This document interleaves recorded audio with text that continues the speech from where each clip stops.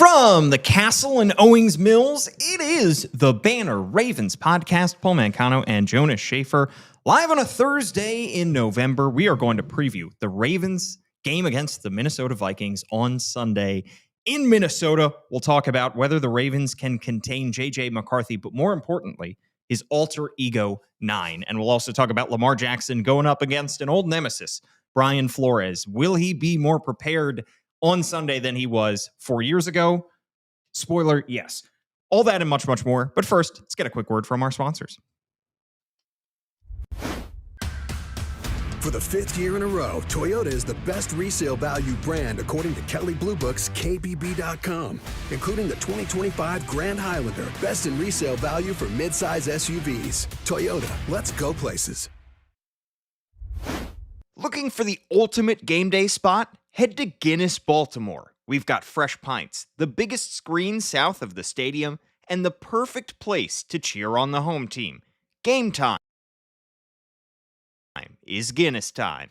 All right, Jonas, we haven't done a word of the day in quite a while, mostly because you hate it, so I've done it out of respect towards you. But we were just talking about some of the great O words in the English language: ostentatious, ostensibly, obsequious. You had another one as well that meant getting in a quarrel. What was that one? No. It just means loud. Obstreperous. Obstreperous. That's a good one. What does ostentatious mean? Like peacocky. Peacocky. What is an ostentatious display of wealth? Okay. Like someone who wears a pullover sweater over a nice collared shirt.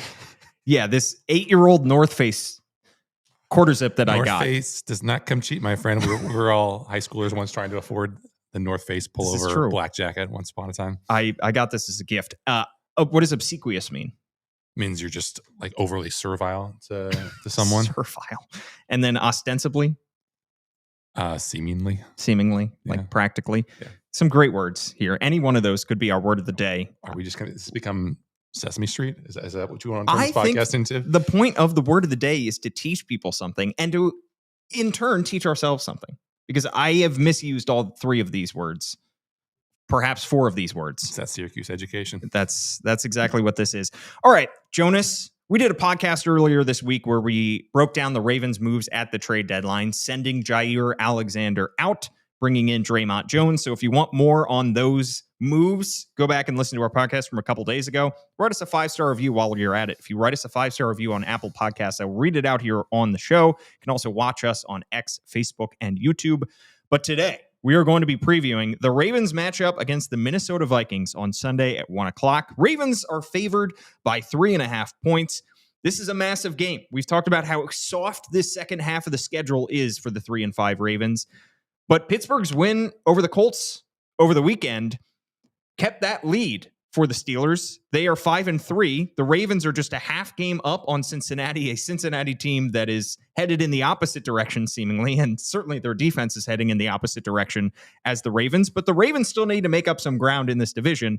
And as much as we like to talk and prognosticate and look ahead towards the second half of the season and say the Ravens can pick up wins here and there, it certainly does get easier facing the Browns and the Jets and that woeful Bengals defense. But this is a sneaky important game against a sneaky good team. Yeah, this is a kind of a high variance game just because of how many different parts are in flux right now. We don't know what Lamar versus Vikings defense is going to be like. We don't know what J.J. McCarthy is. We don't know how the Ravens are going to handle the crowd noise inside Minnesota. We think that the Ravens pass rush should be better with Draymond Jones. They should have, they should have taken advantage of this nice little mini bye, not having any weekend games to worry about. So obviously they are in a good place health-wise, despite the guys who they have on injured reserve. But you're right. I mean, this is just considering the games on the schedule. This one feels the most dicey for those games in the near future. And, it's not going to loom large at the end of the season in terms of AFC tiebreakers and everything, because obviously this is an NFC game and Lamar has dominated NFC teams, although not super recently. But it's a game that's winnable. They're favored by 3.5. Obviously, it would be they'd probably be touchdown favorites if they were playing in Baltimore. But you just can't afford to squander any of the kind of momentum that you've been able to gather, especially now when you consider that yes, the Steelers, I think, are slight underdogs against the Chargers, but it's a Chargers team that's now playing without Joe Alt. And that team is dramatically different when they don't have their franchise left tackle. And so you're talking about the possibility of us maybe saying, oh, yeah, the Chargers are going to lose the Steelers are going to lose 3 games in a row and help the Ravens get back into the standings. But it's entirely possible that we're, talking Tuesday or next week about how the Ravens have fallen back to 3 games back of the Steelers in this division, and that's going to make it really, really tough to come back. Absolutely. The team that they're facing on Sunday is one that has struggled in the first half of the season, but is still 4-4. They're just in last place in a very, very good NFC North, but they are positioned to make a run at the playoffs just like they were last year. In terms of that injury report that you mentioned and the health that the Ravens have coming into this game, I mean, how far we have come from the situation pre-bye, from when Lamar Jackson and Kyle Hamilton and Roquan Smith and Chidobe Awuzie and all these guys were on the injury report. Other than the guys who are on IR, like Nabi Madubuike and Ardarius Washington and Broderick Washington, the Ravens have a clean bill of health. And they even brought back somebody that they just cut 2 days ago, bring back Sanusi Kane. He's been signed to their practice squad. This is a very healthy team that took advantage of the bye and then took advantage of that mini bye. Still, though, this game is critical for them to pull out because, Jonas, you love playing with that New York Times playoff machine. With a win, the Ravens have a 58% chance of taking the division. With a loss, that drops down to 40% chance. So they absolutely need a win. They're all, as we've said, must wins from here on out. Let's talk about, first and foremost, the Ravens offense against the Vikings defense. And going up against Brian Flores is something that Lamar Jackson has not had a whole lot of success with, although it hasn't happened in 4 years.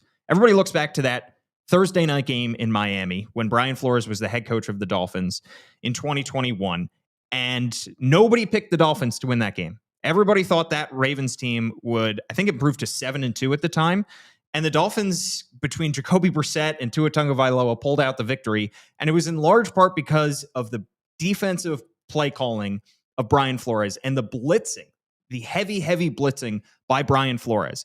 Lamar Jackson is older. He is wiser. He is a much better quarterback than he was 4 years ago. And he has improved massively against the blitz to the point where he not only is fine against the blitz, it's no longer his kryptonite. He is well above average against the blitz. Do you expect Brian Flores to be pulling the same kind of stops that he did 4 years ago in Miami? I think he wants to. I think that's what every coordinator wants, is just the opportunity to reach into those back pages of the playbook and get creative. I mean, for a story that's up right now, looking back at that 2021 game. On thebanner.com, where you can subscribe $1 for 6 months. I talked to John Jenkins, Ravens defensive lineman, who was on that Dolphins team, only played a couple snaps, so he had a pretty good view for what exactly was happening. And I asked him, like, hey, what do you remember from that game? And he said, we just kind of went into that game with a pretty normal game plan, like not expecting anything too exotic. And then the Ravens get the ball first, or they get the ball for their first drive. They march the ball downfield pretty well. They get it 3rd and 4. I think it's delay of game, knocks them back to 3rd and 9. And then, boom, it is the kind of cover zero stuff that we saw Brian Flores do over and over again. Lamar throws a kind of lofted ball to Sammy Watkins, who gets open over the middle of the field. It's there for the taking in the end zone. I don't know if Sammy lost in the light or just thought he was closer to the edge than he was, but he just kind of gave up on the ball. The ball fell incomplete, and it just started this snowball of misery that the Ravens endured, and it was just nonstop. I think the Ravens, I wrote in the story, had like 65 or 70 plays total on offense in that game. The Dolphins with Brian Flores showed cover zero 40 times. So the Ravens knew what was coming more times than not. They just could not solve it. And here's just kind of the nerdy thing of semantics. Like, Brian Flores would show cover zero, which is basically everyone at the line of scrimmage, man coverage out wide, and how it would play out, depending on how you chart it, might or might not be classified as cover zero, because what he would do was he would have his defensive linemen engage the Ravens offensive line, and then depending on how the Ravens kind of slid their protection, pop back into those little shallow zones so that Lamar couldn't have these quick hitters over the middle where there was space conceivably. So it wasn't always a situation where they were sending more pass rushers and the Ravens had blockers, but it played out like that because the middle of that line occupied the Ravens line long enough for those DB blitzes were just nonstop to get home. And Lamar was sacked 4 times, he was hit 7 times, his yards per attempt was very low, his average depth of target was very, very low. He just could not get this offense going. The run game didn't work, the screen game didn't work, the drop back passing game didn't work.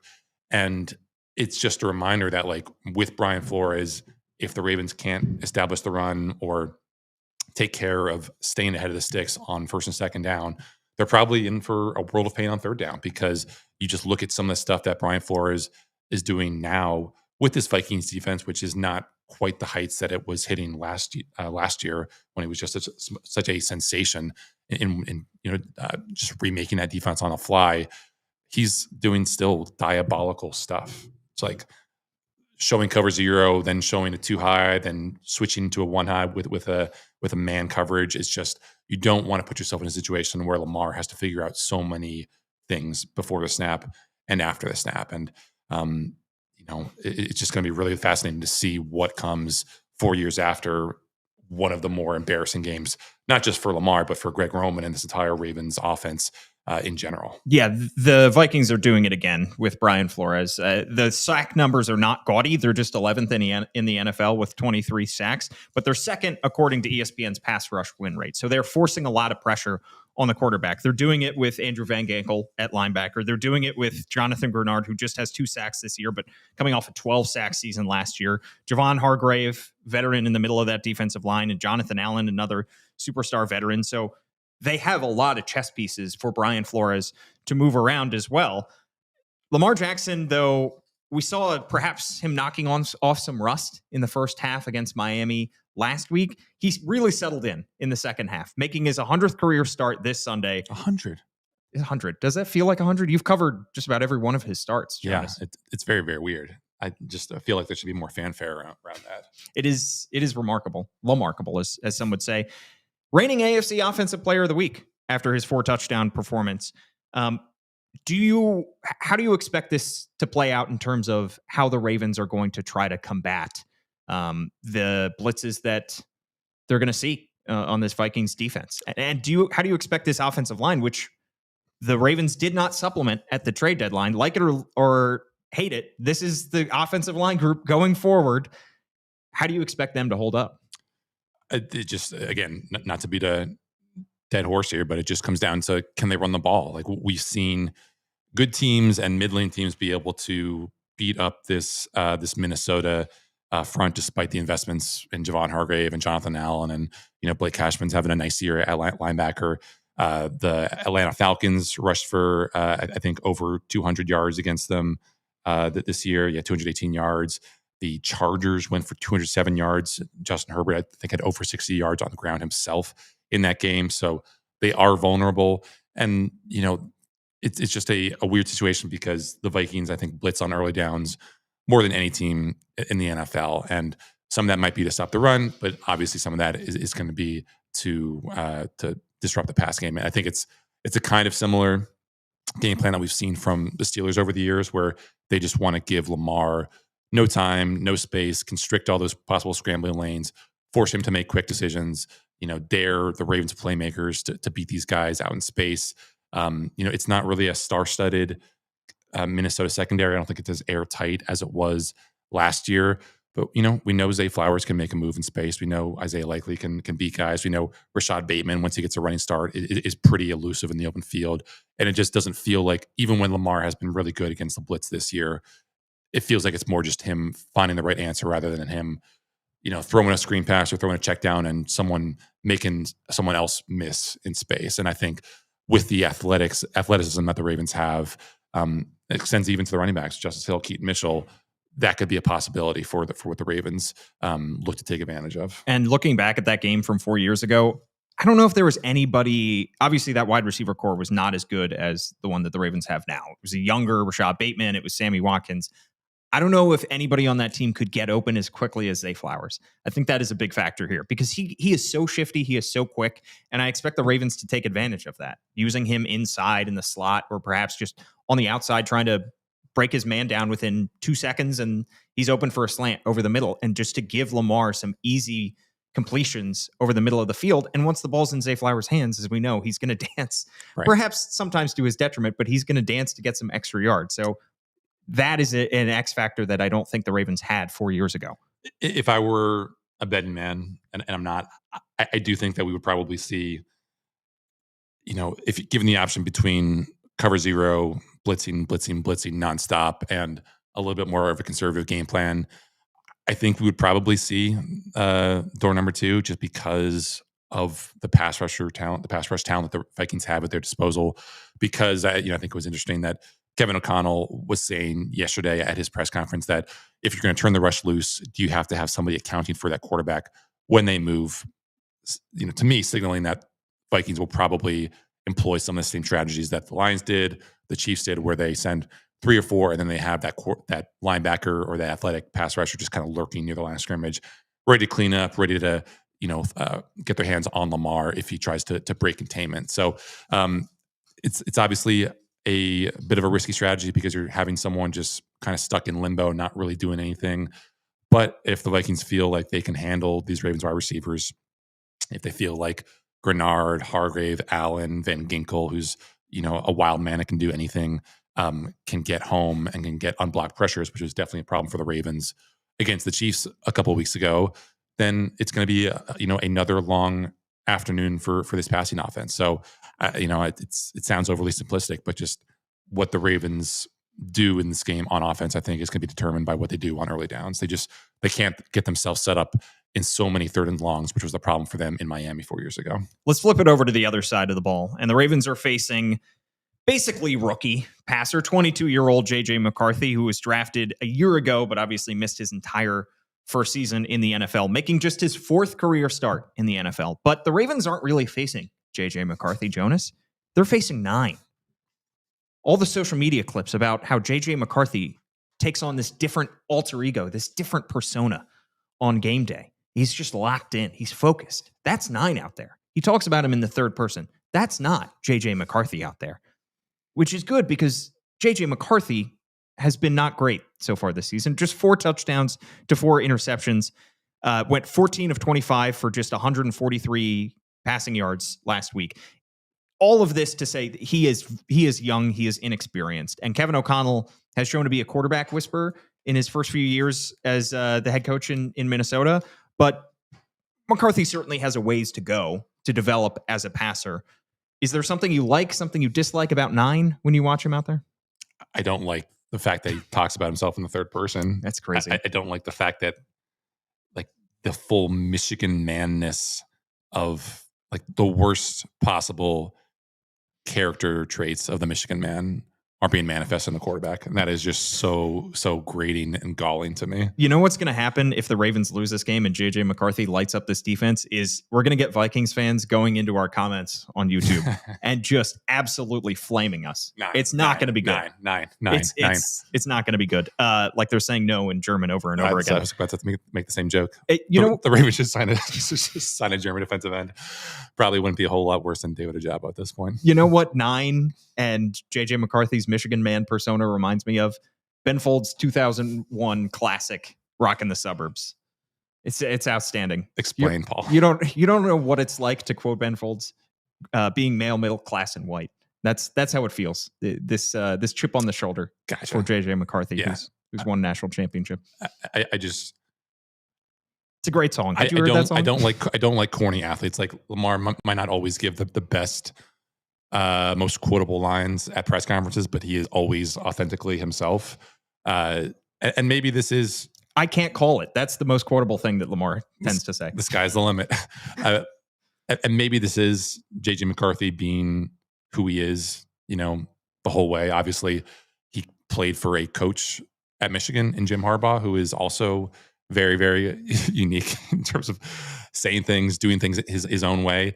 But it's just a weird situation. And I wouldn't want to root for a quarterback like that who doesn't have the game to back up just the weirdness of the nickname and the mean mugging and just everything that is incommensurate with the expectations placed upon him. You're just setting yourself up. He is a national, for all these commenters to just dive into our comments. He is a national champion. I'd like to remind you, Jonas. Yeah, so he did back it up in college. Yeah, look at his stats in that championship game. Yeah. And come back to me. And he is throwing to some pretty awesome targets. Obviously, the biggest name at the top of the list is Justin Jefferson, 5th in the NFL in receiving yards so far this season with almost 650. He's got 2 receiving touchdowns. Jordan Addison, an outstanding number 2 to Justin Jefferson's number 1, 357 receiving yards, a pair of touchdowns as well. And then one of the better tight ends in the NFL, and TJ Hawkinson with 233. He's got awesome weapons. He's got a solid run game behind him with Jordan Mason and Aaron Jones, who did not practice Wednesday as he's dealing with toe and shoulder injuries. But this is a very good Vikings offense. And on paper, in terms of talent. The results haven't quite been there, but as we said, JJ McCarthy's only making his 4th career start. They've had to have Carson Wentz out there with some kind of messed up left shoulder that he is absolutely pulling himself through and willing himself to play through. But yeah, the talent is definitely there, even though the statistics haven't for this Vikings offense. They are 28th in offensive DVOA. That is way below what it should be, considering, as you said, they have one of the best receiver duos in the NFL, one of the best wide receiver ones in the NFL. TJ Hawkinson is, a further year removed from that ACL injury, what it was in 2023. But they've just been banged up at key spots, obviously starting with quarterback, but then offensive line. Christian Darrisaw has been in and out. Obviously, Aaron Jones has missed a bunch of time. The offensive line just hasn't come together in the way that I think a lot of people expected it to. They signed Ryan Kelly to a 2-year, $18 million deal as their starting center. They signed Will Fries as their right guard, 5 years, $88 million. Christian Darrisaw obviously is a potential perennial Pro Bowl guy. They basically poached the Colts offensive line. Yeah, and the Colts had a great offensive line, and the Vikings has been extremely disappointing. They 19th in PFF's weekly rankings that come out this week. So that I think is important, because when you look at what JJ McCarthy is and what he struggles with, it's like if his mechanics aren't synced up, then he really, really tends to struggle. And what do rookie quarterbacks, second-year quarterbacks, inexperienced quarterbacks tend to struggle with? Pressure. It's like, can you handle all this stuff that's happening in your face and still remember to point your foot in the right direction and not throw across your body? And he has the arm strength to make some impressive plays. It's not Lamar Jackson good. It's not Patrick Mahomes good, not Josh Allen good, but it's good enough to put this ball in good spots. And I'm just, I don't think we'll see an overwhelming Ravens pass rush. I don't think we're going to see an overwhelming Ravens pass rush at any point this season. But we have yet to. This is a Vikings offensive line that is gettable, especially if, let's say Darrisaw aggravates that knee injury and has to leave again. So they did a great job against Detroit, a much better job last week against that Lions pass rush than the Ravens did in week 3 or week 4, whatever it was. So maybe it is kind of rounding into form, but it just is a group that leaves you wanting more because of how acclaimed O'Connell is as a coach. Jefferson's a difference maker.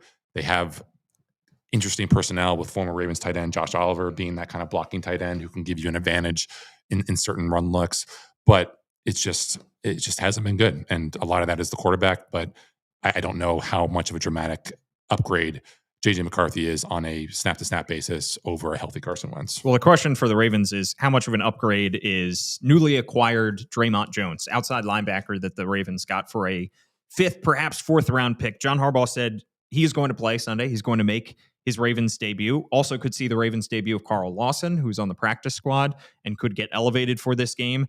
I loved what Draymond Jones had to say about the type of personality that he is, the type of player that he is. He said, somebody who's physical as hell and will attack every play like it's his last. Kill or be killed. Just love that mentality. I would love to have that on my tombstone one day. That's how you approach every podcast. Kill or be killed. How much do you expect Draymond Jones to play in this game? He was playing a ton of snaps for Tennessee, 71% of defensive snaps in the 9 games that he played for them this year. How much do you expect him to be worked into the game plan? Definitely not 70%. I mean, no. the good thing about hopefully not his arrival is the same thing that was useful and helpful for Louis Gilman's, which was that he is coming from a system in Tennessee that is a branch off the Harbaugh coaching tree. For Louis Gilman, he was playing for Jesse Minter, who obviously coached under John Harbaugh here in Baltimore before becoming that Chargers defensive coordinator. And same thing with Draymond Jones. You know, he was playing for Tennessee under Denard Wilson, who was also on that Mike McDonald staff a couple of years ago, and is the Titans' defensive coordinator. So, you know, the way that Loie Gilman put it, like the concepts are the same. It's just the verbiage might be a little bit different. You're basically having to learn the language again, but it should be pretty simple there. And you know, I think it's a lot more easy to understand if you're a pass rusher. Just set the edge, go get the quarterback, compared to what the kind of coverage responsibilities you have and the coverage rules that you have if you're a safety, if you're a slot defender, all that kind of stuff. So I think Draymond Jones should play a good bit. I think Carl Lawson should play a good bit. And, you know, obviously the Ravens need any pass rush juice that they can get. Yeah. In terms of the crowd noise, you mentioned it off the top. This is something that the Ravens have gotten a lot of questions about this week. Going up to Minnesota, it is obviously a domed stadium that gets very loud. They're used to playing in some loud environments. I mean, they started the season in Buffalo. They've played in Kansas City a lot. This is not new to them. And I think if this were Tyler Huntley or, God forbid, Cooper Rush on Sunday, I would really be concerned. But crowd noise is crowd noise. You have to be able to handle it. The Ravens have been blasting. Might even be able to hear it in the background, blasting crowd noise during the practices here. Maybe it's Ben Folds. It could be Ben Folds. If I had the aux cord, Jonas, but it's just something that they're going to have to be able to handle. Yeah, especially just because, as John Harbaugh said, if you can't handle the crowd noise, then everything that Brian Flores wants to subject you to starts to compound. Because if you're not able to communicate, you know, the offensive line slides, if you're not able to tell guys that they're hot on a certain play, or, you know, just all the communication before snap becomes even more difficult and labored with that crowd noise, and you're already down, and it becomes a real situation. I mean, you think back to the 2 delay game penalties in the three play span against Kansas City a couple weeks ago. That was because the Arrowhead gets very, very loud, and US Bank Stadium also gets very, very loud. So I think Lamar does a good job with his communication, and the Ravens obviously have had this mini bye to get things settled, but you know, pressure bursts pipes, and if the Ravens can't get themselves in a situation or find themselves too often in situations where the crowd noise can make a difference, then they're going to, you know, struggle to sustain drives. And that was, again, the problem in that Dolphins game 4 years ago. It wasn't a especially enthusiastic crowd, but the Ravens just found themselves time and time again unable to do anything but punt the ball. It was punting every single time in the second and third quarter. And even though I don't trust this Vikings offense, even though I don't trust JJ McCarthy, if the Ravens go into the fourth quarter having scored 3 points, they're going to lose the game. Sure. All right. On the other side, we are going to give our predictions, our score predictions for this game. We'll be right back. For the 5th year in a row, Toyota is the best resale value brand according to Kelley Blue Book's KBB.com, including the 2025 Grand Highlander, best in resale value for midsize SUVs. Toyota, let's go places. Looking for the ultimate game day spot? Head to Guinness, Baltimore. We've got fresh pints, the biggest screen south of the stadium, and the perfect place to cheer on the home team. Game time is Guinness time. Jonas, give me your score prediction for Sunday. I'm back in my hater mode. I think that this will be a very, very tough game for the offense, not because I'm down on Lamar. I just think that this could be a game where the weaknesses of this offensive line are again borne out. You know, we saw it a little bit against Miami, but this is just a very, very talented pass rush and a very, very creative play caller.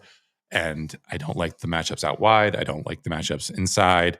And I think that, you know, if the Ravens get themselves in a situation where they have to play catch up, then they're going to really struggle to. So I think even though, you know, one of the more damning statistics about JJ McCarthy, the lowest on target rate in the NFL, 61%, 41 of 41. Lamar is only 29th, and he's 10 percentage points higher. So that kind of goes back into just which unit do you trust more considering the circumstances.